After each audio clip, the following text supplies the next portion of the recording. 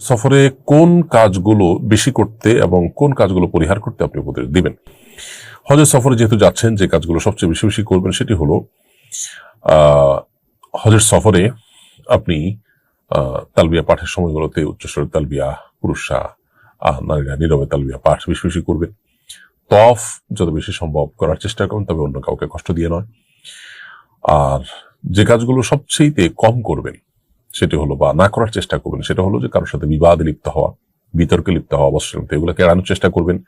যথাসম্ভব নিজে কষ্ট করে অন্যকে অগ্রাধিকার দেওয়ার চেষ্টা করুন প্রত্যেকটা সার্ভিস নেওয়ার ক্ষেত্রে। এই জিনিসগুলো আমাদের হজের গুণগত মানকে অনেক বেশি বাড়িয়ে দেবে ইনশাআল্লাহ তাআলা।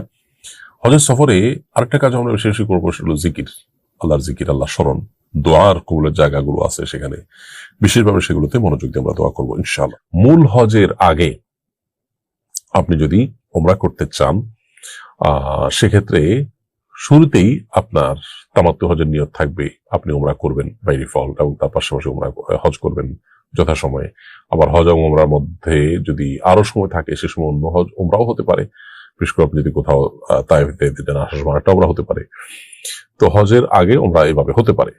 আর যদি আপনি নিয়তি করেন শুধু হজের, আপনি ওমরা নিয়ত করেননি, আপনি হজের নিয়তি করে গেছেন, অনেক সময় শেষ মুহূর্তে যায়, তাহলে তো শুধু হজ করবেন।